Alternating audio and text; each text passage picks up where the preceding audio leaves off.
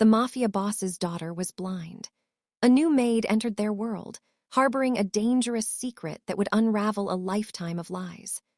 One shocking discovery would ignite a war between ancient magic and Mafia power, forcing an impossible choice between blood and love. If you're new here, subscribe and comment your location. Now let's begin. The interview was not like any other.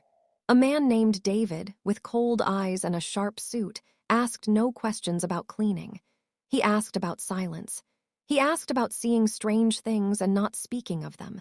He asked if Alina was superstitious. "I respect old ways," Alina said, her voice quiet. It was true. She had been running from them her whole life. The house was a beautiful prison of marble and dark wood. Don Daniel Rossi was a giant of a man, with a voice like gravel and hands that looked like they could break stone. But when he spoke of his daughter, Stella, that voice softened. "My Stella," he said, leading Alina to a sunroom. "She has never seen the sun, never seen my face. The doctors, they say nothing is wrong. They say it is a miracle and a tragedy." Stella was 16, with long dark hair and a face that would stop your heart. Her eyes, a startling green, were open but saw nothing. She turned her head at the sound of Alina's footsteps. "Papa, is someone new here?" "A new friend, Stella. Her name is Alina. She will help you." Alina took the girl's hand, and the moment their skin touched, a cold jolt shot up Alina's arm. It was a feeling she knew. It was the feeling of the Corbu, the crow, her family's curse. She kept her face calm, a skill she had learned well. "It is nice to meet you, Stella." The first week was observation. Alina cleaned, she served, she watched. She saw the way Don Daniel's men, like the sharp-faced Paul and the quiet, dangerous Mark, moved through the house. She saw the respect they had for their boss and the fear underneath it. She also saw the opulence, the art, the cars, the vault being built in the basement. The Rossi empire was strong, growing stronger every day. But Alina saw other things, things no one else could. A faint, grayish shimmer around Stella, like heat haze on a cold day. In quiet moments, if she squinted, she could almost see the shape of wings wrapped around the girl's shoulders. And the crows. Always 3 crows on the fence post outside Stella's window, every single day. The final proof came on Thursday. Stella had a headache, a bad one. She cried out, her hands pressed to her temples. Don Daniel was frantic, calling for his personal doctor, James. As Alina rushed in with a cool cloth, she saw it. For a split second, as Stella's pain peaked, the girl's eyes focused. They looked right at the mirror across the room, and a flash of silver light, like a camera flash, reflected in them. Then it was gone, and Stella was blind again. It wasn't blindness. It was a binding, a crow's curse. Her Nana's voice, old and cracked, whispered in her memory. "The crow does not steal sight, child. It puts a veil over it. It feeds on the life, on the luck of a whole family line. It makes them rich with one hand and hollows them out with the other until the tree falls with the first strong wind." Alina's stomach turned to ice. She was a Rossi, not by blood but by oath. Her true name was Alina Fiora. For 4 generations, the Fiora women had been the keepers of this very curse, placed on the Rossis after a bitter land dispute that ended in blood. The Rossis had taken everything from them, so the Fioras had sworn an oath to use the old ways to take it all back and more. The curse would let the Rossi empire rise, make it glitter, make it immense. And then, when the heir came of age, it would collapse, dragging every Rossi into ruin. The blinded heir was the conduit, the living heart of the curse. When she turned 18, the spiritual parasite inside her would activate fully, and her father's world would shatter. Alina had run from this destiny. She wanted no part of the old hatreds. She had changed her name, moved from town to town. But her cousin, a man named Luca who still followed the old paths, had found her. He had arranged this job. "Just watch," he had said. "Ensure the binding holds. Our time is almost here. The girl turns 18 in 6 months." Alina was not just a maid. She was a spy for the enemy, and the curse was waking up. That night, Alina couldn't sleep. She went to the kitchen for water. Don Daniel was there, sitting in the dark, a glass of amber liquid in his hand. He looked older, tired. "Can't sleep either, Alina?" he asked. "No, sir." He nodded toward a chair. "Sit, you are good with her. Stella smiles more, she trusts you. It is easy to trust someone who expects nothing from you, Alina said carefully. He studied her, his gaze heavy. You see things. I can tell you are not like the others. Panic fluttered in her chest. I just cleaned, sir. Today, when she had the pain, you looked like you understood it. The doctors do not understand it. He took a slow drink. My wife, Stella's mother, she died when Stella was born. She had the same eyes, green like that. Sometimes in my dreams, she looks at me with those eyes and she is crying. He set the glass down with a sharp click. I have built this, all of this, for Stella. But what is it worth if she cannot see it? What is a kingdom for a princess in the dark? His grief was a real, solid thing in the room. It was not the grief of a monster, but of a father. Alina's oath warred with a sudden, shocking pang of pity. I do not know, sir, she whispered. The next day, Luca contacted her, a note tucked under her door. The binding flickers, the crow grows hungry. The girl's sight threatens to break through. You must reinforce it.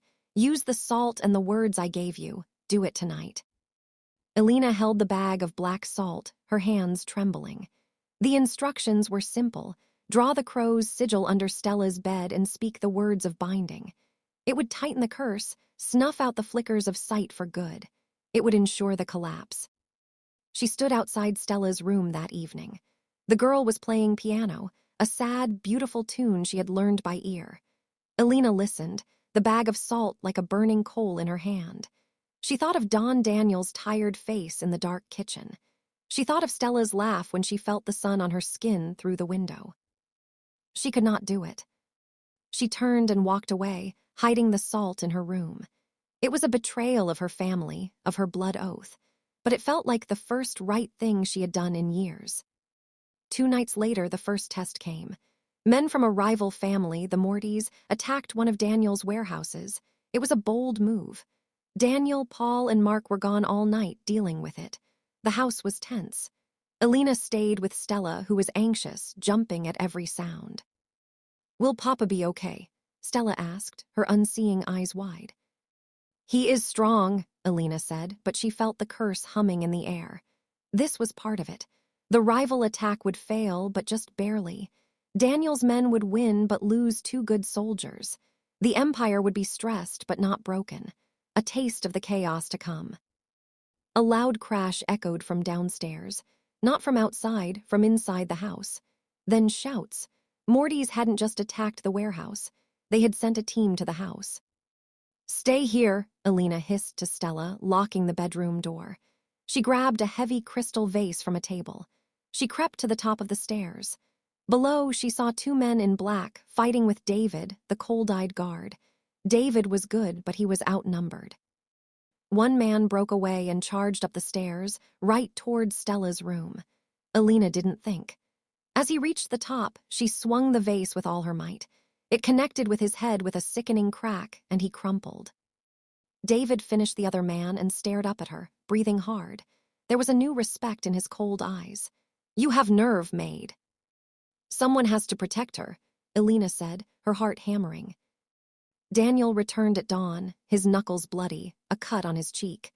When David told him what happened, Daniel looked at Alina like he was seeing her for the first time. He walked over to her, and for a terrifying second she thought he knew everything. But he just took her hand. His were rough and scarred. You saved my daughter's life. In this house, that means everything. You are under my protection now. Whatever you need, it is yours. It was the moment she could have told him, I am a Fiora. The curse is real. I am here to help destroy you. But she saw the gratitude in his eyes and the words died. Instead, she nodded. Thank you, Don Rossi. The attack changed things. Daniel started joining them for lunches with Stella. He talked to Alina more. He asked about her past, and she wove lies about a simple life in a small village. He spoke of his hopes, to make his business legitimate one day. For Stella, Alina saw the man, not just the boss. He was ruthless, yes, but he loved his daughter with a ferocity that shook Alina's beliefs to the core. She also saw the romance between Paul, Daniel's right-hand man, and Jennifer, Stella's quiet, kind music teacher. It was a secret, tender thing in the middle of all the hardness. It reminded Alina that life and love could grow even here. One afternoon, Stella gasped, "Papa, a shadow, I saw a moving shadow." Daniel froze, his fork halfway to his mouth. Hope, raw and painful, exploded on his face. "What, Stella? What did you see?" "It was dark, and it moved across the light, like a bird." She pointed, her finger almost right at the window where the three crows sat. Alina's blood ran cold. The curse was destabilizing faster than she'd thought. The girl's natural sight was fighting its way through the veil. The bird was the shadow of the spiritual crow. Soon, she would see more. And when she did, the parasitic binding would react.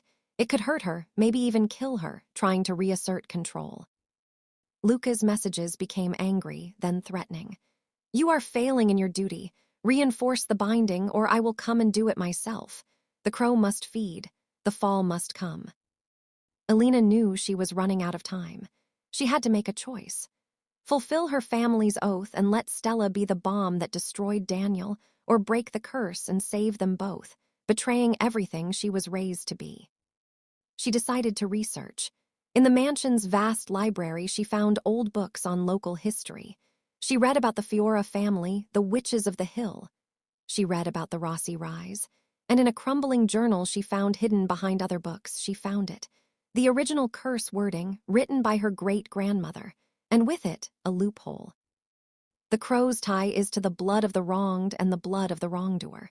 It can only be severed by a union of the two, by a shared sacrifice. The keeper must choose to break the chain, and the beneficiary must choose to renounce the ill-gotten root. A union of the two, a shared sacrifice. Alina didn't fully understand, but it was a thread of hope. The crisis point came at Stella's birthday dinner, 3 months before her real birthday. Daniel had arranged a small party. Jennifer played piano, Paul stood smiling by the door. Stella wore a beautiful blue dress. She was happy, laughing. Then, as Jennifer played a loud, joyful chord, Stella screamed. She clapped her hands over her eyes. "It burns, the light, it's too bright, it's breaking my head." Silver light, the same as before, flashed from between her fingers. The glasses on the table rattled. A painting fell off the wall with a crash. The crow was fighting back, violently, against the surge of her sight. Daniel rushed to her, but Stella flailed, caught in a vision. "I see it, the big room with the gold. The men are falling, the birds are everywhere. Black feathers, Papa, they're pecking at your eyes." She was describing the future collapse. She was seeing the curse's endgame. "Stella, look at me," Daniel yelled, holding her face. Her eyes flew open. They were solid, glowing silver. She looked right at her father and she didn't see him. She saw the curse. "It's in me, Papa," she whispered, her voice not her own. "It's eating you from inside me." Then she collapsed. Chaos erupted. Daniel carried her to her room. Dr. James was called, but he was useless, muttering about neurological episodes. Alina knew the truth. The curse was active. It was killing Stella to protect its purpose. Daniel found Alina in the hall later. His face was ash-gray, his eyes haunted. "She spoke of birds, of a room with gold. That is my new vault. How could she know? She has never been there. She has never seen anything." He grabbed Alina's shoulders, his grip like iron. "You know, I see it in your face. Tell me, what is happening to my daughter?" This was it, the point of no return. Alina took a deep, shuddering breath. Her family oath screamed in her ears, but Stella's silver-blind eyes screamed louder. "Your daughter is not sick, Don Rossi," Alina said, her voice surprisingly steady. "She is cursed, and my family put the curse on yours." His grip tightened, his eyes turning deadly. "What did you say?" The silence in the hallway was absolute and cold. Daniel Rossi's hands on Alina's shoulders didn't shake, but the violence in his eyes was a living thing. Behind him, Paul and Mark materialized, hearing the tension. "Explain," Daniel said, the word a low rumble. "Explain now, or you will leave this house in a suitcase." Alina didn't struggle. She kept her gaze locked on his. 4 generations ago, your great-grandfather, Silvio Rossi, took land from a farmer named Giovanni Fiora. He killed him for it. My great-grandmother, Rosa Fiora, was a woman of the old ways. She swore an oath of vengeance. She cast the crow's curse. It was never to make you poor. It was to make you great. to let you build an empire on stolen land and blood money, to let it shine. And then, when the heir of the wronged line, me, came of age near the heir of your line, Stella, it would all collapse. She is the conduit. Her blindness is a spiritual binding. It feeds the curse. When she turns 18, it will consume everything you've built and her with it. What you saw tonight, that was just the beginning. Daniel released her as if her skin had burned him. He took a step back, his mind visibly racing, connecting 100 strange dots. His unnatural luck in battles, the way rivals always fell just short, the doctor's confusion, Stella's headaches. You, he breathed, the betrayal cutting deep. You are a Fiora. Yes, my cousin Luca placed me here, to watch, to make sure the curse completes its work in 6 months. Paul had a gun pointed at Alina's head in an instant. Boss, say the word. Daniel didn't look at the gun. He stared at Alina. Why tell me this? Because she is dying. Alina's composure broke, tears finally spilling over. The curse is a parasite. It's attached to her soul. What happened tonight? That was it fighting her because her own sight is trying to break through. It will tear her apart to keep its hold. I was supposed to tighten the binding. I couldn't do it. I looked at her and I looked at you. She gestured weakly at him, at the father drowning in fear. And the oath I was born into feels like a poison. You expect me to believe you want to help, to break this curse. Daniel spat the word. I found a loophole in my great-grandmother's journal. The crow's tie is to the blood of the wronged and the blood of the wrongdoer. It can only be severed by a union of the two, by a shared sacrifice. I don't know exactly what that means, but I know if we don't figure it out, Stella will be the bomb that destroys you, and then she will be destroyed too. Daniel turned and paced, a caged animal. He stopped at Stella's door, listening to her quiet, pained whimpers from inside. The sound decided it. Put the gun down, Paul, Daniel said, his voice hollow. He looked at Alina. If this is a trick, your death will be the least of your worries. It's not a trick, she said. Then prove it. Show me this curse. Alina asked for salt, the black salt Luca had given her. She led them to Stella's room. The girl was sleeping fitfully, tears drying on her cheeks. Alina sprinkled a thin line of salt on the floor around the bed and whispered a few words in the old dialect, words to make the unseen visible to those who were touching the source. To Daniel, Paul, and Mark, nothing happened at first. Then the air above Stella grew heavy, dark. A faint, smoky shape began to form, the outline of a large, grasping bird, its shadowy talons seeming to sink into Stella's chest. A low sound, like a distant crow's caw, vibrated in the room. Mark crossed himself. Paul's jaw was clenched tight. Daniel's face lost all its color. He reached a hand out toward the shape, and a bolt of cold, despairing energy shot up his arm. He snatched it back. My God, he whispered. It's real, Alina said, brushing the salt away, breaking the vision. The shape faded. And my cousin Luca will know I've betrayed the oath. He will come to finish it. Daniel's fear solidified into a cold, hard plan. Then we will be ready. You will stay by Stella's side every second. Paul, double the guards on the gates and the house. Silent alarms on every window and door. Mark, dig up everything you can on the Fiora family, especially a man named Luca. Discreetly. He turned to Alina, the boss again, but the father was there too, desperate. You will teach me everything you know about this loophole. We break this curse. You save my daughter. Then we will discuss your future. It was an alliance forged in terror and necessity. Alina moved a cot into Stella's room. Daniel spent hours with her in his study, reading the old journal. The union of the two was clear. The last Fiora and the reigning Rossi had to act together. The shared sacrifice was the problem. Does it mean blood? Daniel asked one night, rubbing his tired eyes. Not literal blood, I don't think, Alina said, tracing the words on the page. A sacrifice, something of great value, given up willingly by both. The vault, Daniel said instantly. The gold, the cash, the things we built from the ill-gotten root, as it says, is that it? We burn it. Maybe, Alina said, but it says renounce the ill-gotten root. That's not just money, that's the foundation, your power, the thing the curse latched onto. Daniel was silent for a long time. His power was his identity. To renounce, it meant to become nothing in the world he ruled. Days passed. Stella had more flashes. She would describe the pattern on a rug she'd never seen. She once pointed to David and said, "You have a new scar on your neck," which was true, hidden under his collar. Each time, a wave of dizziness or a nosebleed followed. The curse was punishing her for seeing. Elena worked on protection. She used herbs and silver charms, old Fiora methods her Nana had taught her, to create a weaker barrier around Stella's bed. It wouldn't stop the curse, but it might slow it down, like a fence against a storm. During this tense time, the romance between Paul and Jennifer bloomed in quiet corners. Jennifer's music was the only thing that truly calmed Stella. Elena saw the way Paul looked at Jennifer, like she was a sanctuary. It was a reminder of what they were all fighting for, a normal life. The drive back to the mansion was a blur of speed and silence. Daniel stared straight ahead, his jaw a hard line, his bloodied hand clenched on his knee. Elena sat beside him, holding a cloth to her own cut, feeling hollow and light, as if a stone she'd carried in her soul had been removed. Paul, in the back seat with Mark applying pressure to his leg wound, kept shaking his head as if clearing water from his ears. "The buzzing," he muttered. "The damn buzzing I didn't even know was there. It's gone." They screeched to a halt in the courtyard. Before the car had fully stopped, Daniel was out, striding toward the house.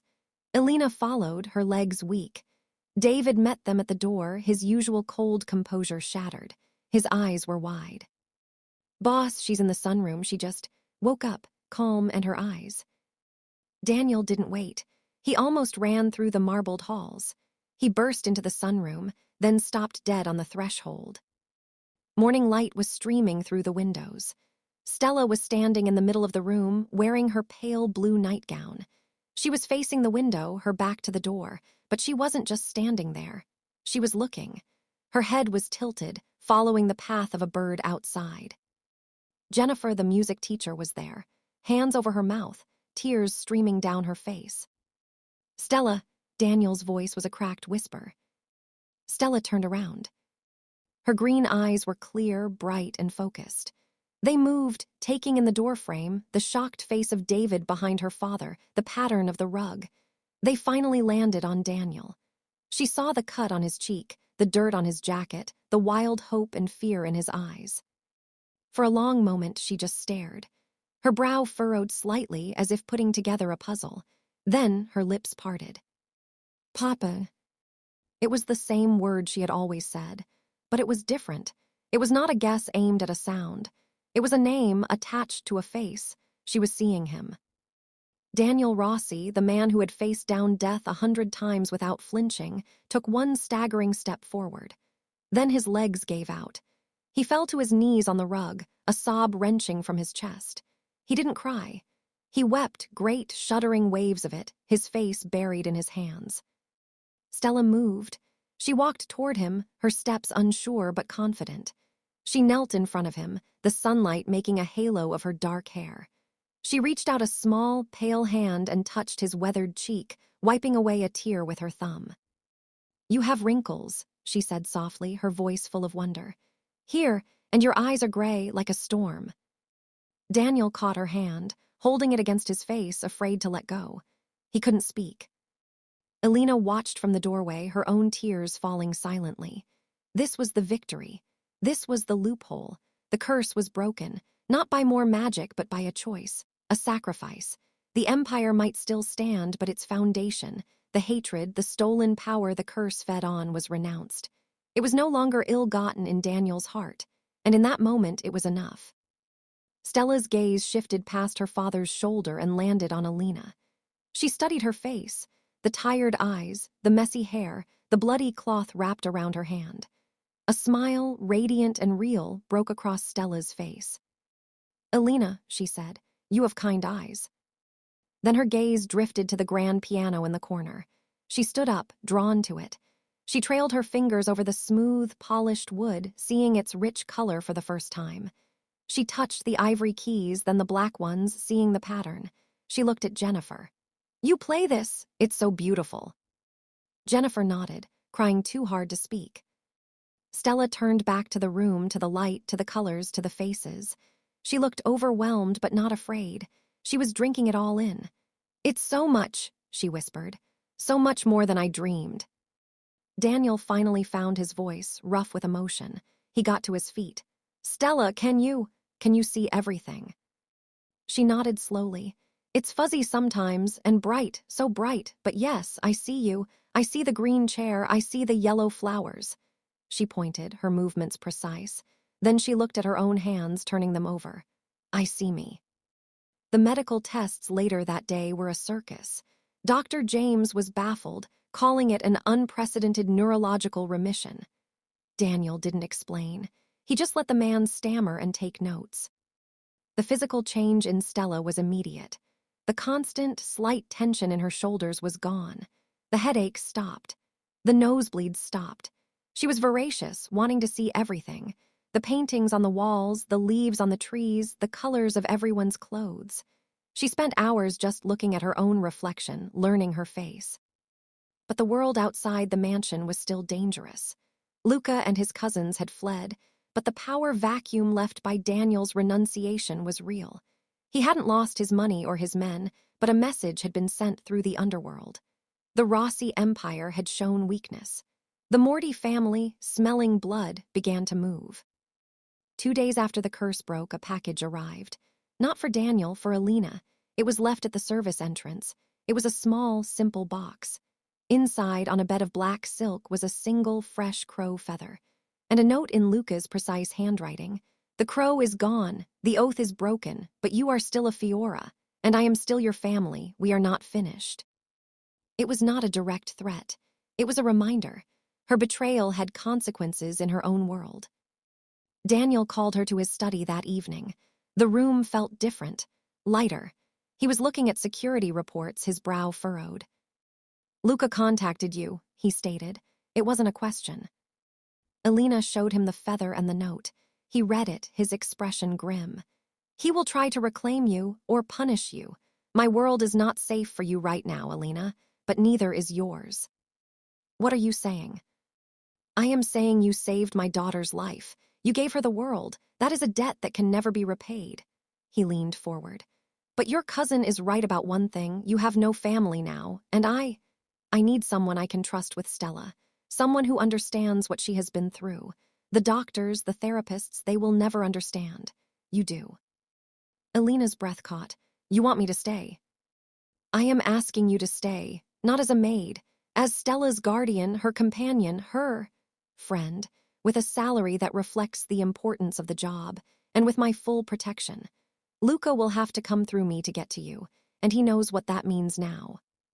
It was an offer of safety, purpose, and a strange, new kind of belonging.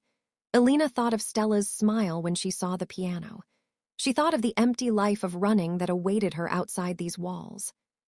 "I'll stay," she said. Daniel gave a single, sharp nod. "Good. Then we have another problem. The Mortys, they think I am distracted. They think my daughter's miracle has made me soft. They are planning to take my new shipment port. I need to show them they are wrong. But I cannot be away from Stella for long. Not now." Paul, his leg bandaged, spoke from his chair by the window. "Let me handle it, Daniel. I can lead the team. They won't be expecting a full pushback if they think you're home playing daddy." Daniel considered it. Paul was his best. But he was also injured, and his mind was clearly on Jennifer. "No, this needs to be a message from me, personal. We go together, but it will be quick, surgical." Alina felt a chill. "You're going to war, now, when Stella just got you back."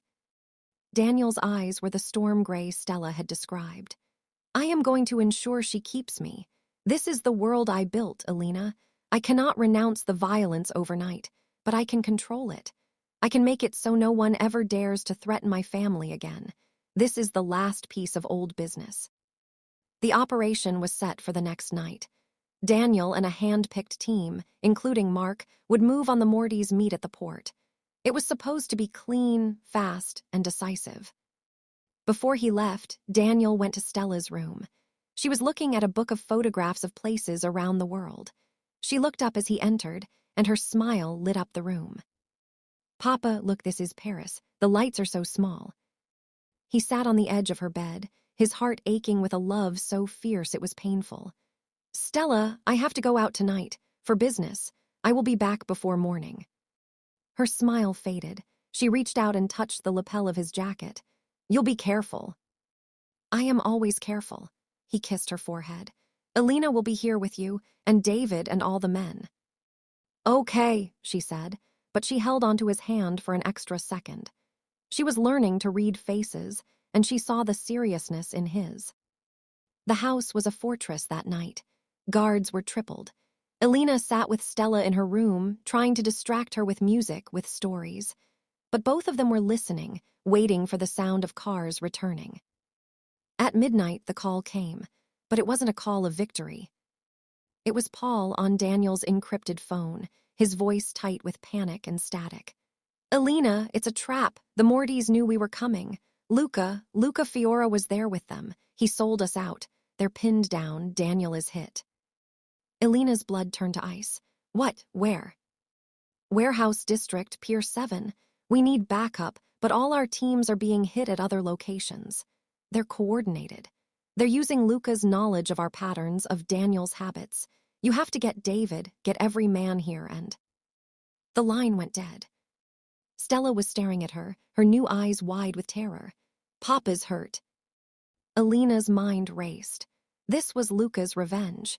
He couldn't beat Daniel with magic, so he had allied with his enemies. He had given them the key to destroy him, and he had timed it for when Daniel was vulnerable, when his heart was split between the fight and his newly sighted daughter. David was already in the room, having heard the alert. I'll mobilize the reserve team. We can be there in 15 minutes. 15 minutes might be too late, Elena said. She looked at Stella's terrified face, then at David's cold determination.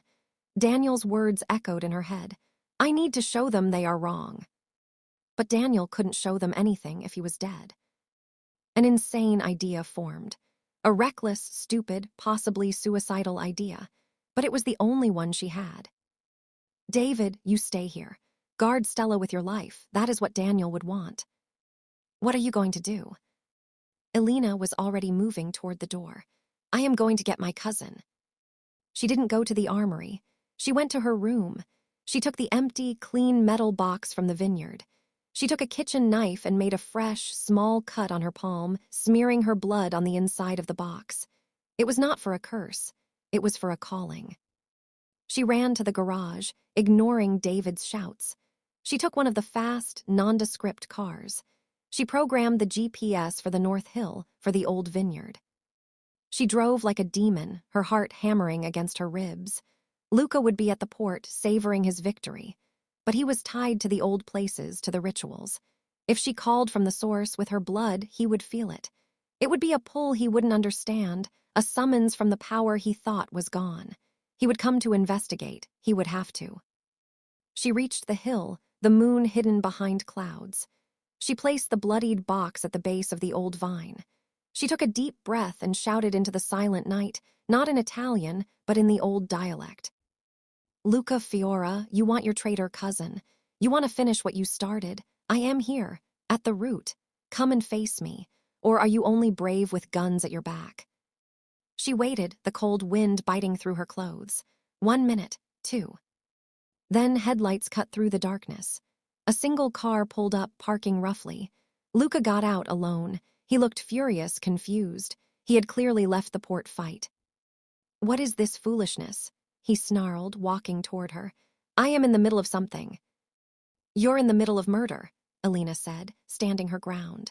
You sold Daniel Rossi to the Mortys. He was the enemy. He is the enemy.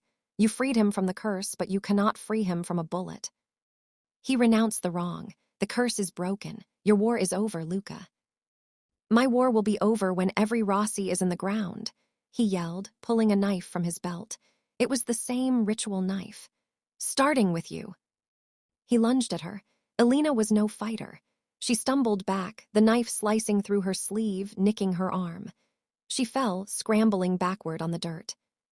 Luca stood over her, his face twisted in hatred. You are nothing now, no power, no family, just a stain to be cleaned up. He raised the knife for the final strike. Elena did the only thing she could think of. She didn't fight. She spoke. She looked past him at the dark sky and screamed with all her might. "Daniel, he's here." It was a gamble. A desperate, crazy gamble that the bond formed during the shared sacrifice, the mixing of their blood, the union of their will, had left a trace. That a father's love for the daughter Alina saved, and the debt he felt, might somehow echo in the place where they broke the chain. Luca laughed, cold and sharp. "He is dying in a warehouse, Alina. No one is coming for you." The knife came down. A gunshot cracked through the night, impossibly loud. Luca froze, the knife an inch from Alina's chest. A look of pure shock crossed his face. He looked down at his own chest, where a dark red bloom was spreading across his shirt. He dropped the knife, stumbled, and fell to his knees. Alina looked past him. At the edge of the vineyard, leaning against a car door, stood Daniel Rossi. He was covered in dirt and blood, his shirt torn, one arm hanging uselessly at his side. In his other hand, held steady as a rock, was a smoking pistol. Paul and Mark were beside him, helping him stand, their own clothes torn and bloody. He had come. Somehow, through the trap, through the gunfire, he had gotten her message. Not a real message, but the pull of the crisis, the instinct, and he had come. Luca coughed, blood on his lips. He looked from Daniel to Alina, his understanding dawning too late. The union wasn't just for breaking curses. It had created a new bond, a loyalty stronger than blood. You chose them," he gasped. "I chose to stop the hate," Alina whispered. Luca fell face first into the dirt and did not move again. Daniel staggered forward, Paul and Mark supporting him. His eyes scanned Alina, seeing the cut on her arm, the terror on her face. "You are an idiot," he rasped, his voice weak but fierce. "A brave, stupid idiot." "You're alive," she breathed, tears of relief choking her. "Barely," Mark grunted. "He took a bullet in the shoulder, but he fought his way out. When he said we had to come here now, we thought he'd lost his mind." Daniel sank to the ground next to Alina, exhaustion and blood loss overwhelming him. He looked at Luca's body, then at the empty box. "It's finished, really finished now." The ride back to the mansion was a haze of pain and urgency. Daniel needed a doctor, his own, discreet Dr. James. Alina's arm was bandaged. Paul filled in the blanks. Luca's betrayal had been devastating, but Daniel's sheer, furious will to survive had turned the tide. The Morty strike was broken, but at a heavy cost. When they arrived, David was at the door, his relief visible. Stella was waiting in the foyer, her face pale. When she saw Daniel, bloody and being supported, she let out a small cry and ran to him, carefully hugging his uninjured side. "You're hurt," she cried, her new eyes seeing the full, brutal truth of his world for the first time. "It's okay, Piccola," he murmured into her hair. "It's over, it's all over now." He looked over Stella's head at Alina, who stood by the door, wrapped in a blanket. Their eyes met. No words were needed. The debt was paid. The circle was closed. Weeks passed. Daniel's shoulder healed. The Morty family, their leadership decimated by the failed attack, crumbled. The Rossi empire stood, but its nature began to change. Daniel started selling off certain businesses, investing in legitimate ventures. The talk on the street was that Don Rossi had found a new purpose. Stella's world exploded with color and learning. She had tutors for everything. She learned to read not just Braille, but words on a page. She learned to paint, capturing the world she had only imagined. She and her father took long walks in the garden, him describing things, her now seeing them for herself. Alina stayed, as promised. Her role was undefined but vital. She was a bridge between Stella's dark past and her bright future. Sometimes, she and Daniel would talk in his study late at night, about the old ways, about the future, about Stella. A slow, deep respect grew between them, forged in fire and sacrifice. One evening, 6 months after the curse broke, on what would have been Stella's 18th birthday, they had a small dinner. Just Daniel, Stella, Alina, and Paul and Jennifer, who were now openly together. It was a happy, normal scene. After dinner, Stella asked to go to the rooftop terrace to see the stars. Daniel and Alina went with her. The city lights glittered below, and the stars were clear above. Stella looked up, her face bathed in moonlight. "It's even bigger than I thought," she said softly. Daniel stood beside her, his hand on her shoulder. He looked at Alina. "We did this," he said quietly. The word hung in the air. It wasn't about the Empire. It was about this moment. This girl seeing stars. Later, after Stella had gone to bed, Daniel found Alina in the library. She was looking at a map, thinking maybe of traveling someday. "Alina," he said. He looked uncomfortable, a rare thing for him. "I have been thinking this house. It has been a fortress, a prison, for Stella, for me, maybe even for you." She turned to him. "What are you saying?" "I am saying the world is big, and Stella should see it. She should see Paris and those small lights." He paused. "I cannot leave my businesses completely, not yet, but someone could take her. Someone I trust completely, to show her the world, to keep her safe." He was offering her more than a job. He was offering her a life, a purpose, an adventure, and he was trusting her with his heart, which was his daughter. Alina looked at him, this fierce, complicated, loving man who had renounced a curse for his child. She thought of the empty road she had left behind. Then she thought of Stella's face, seeing a star for the first time. "I would like that," Alina said, "very much." Daniel nodded, a ghost of a smile touching his lips. "Good, then we will start to plan." He left the room, and Alina looked back at the map. Her past was buried on a windy hill. Her future was here, in this tangled, wounded, healing family. She was no longer a Fiora keeper of curses. She was not quite a Rossi. She was something new. She was Alina, and for the first time in her life, that was enough. And so, the story of the blind Mafia daughter and the maid with a secret came to a close, not with a bang of guns, but with the quiet peace of a new beginning. In the grand mansion, life slowly changed its tune. The constant fear that had hung in the air like smoke was gone. The guards were still there, but the alarms were quieter. The talk was more about business deals than gang wars. Don Daniel Rossi kept his word. He began to shift his empire, brick by brick, away from the shadows and into the light. It was a slow process, and the streets still whispered his name with respect, but the violence lessened.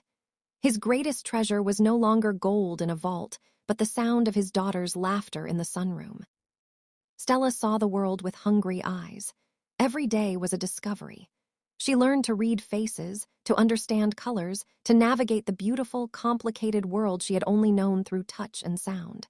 She still played the piano, but now she could also read the music sheets. Her father was her favorite subject to study. She memorized every line on his face, every shade of gray in his eyes. Alina had a home. She had a family, though it was a strange and makeshift one. She was Stella's guide, her confidant, the one who understood the strange darkness they had both left behind. In Daniel, she found not a boss, but a fiercely loyal partner in the project of building a safe, happy life for Stella. The respect between them grew into a deep and steady friendship. Paul and Jennifer married in a small, beautiful ceremony in the garden. Stella was the flower girl, carefully placing petals along the path, her face serious with concentration. It was a day full of light, with no shadows from the past. The ghost of Luca Fiora and the old curse faded, becoming a bad dream. No more crows sat on the fence. No more cold chills walked the halls. 1 year after that night on the hill, Daniel, Stella, and Alina stood on the deck of a ship, looking out at the open sea.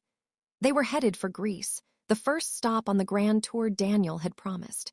Stella leaned on the railing, the wind in her hair, watching the dolphins leap in the ship's wake.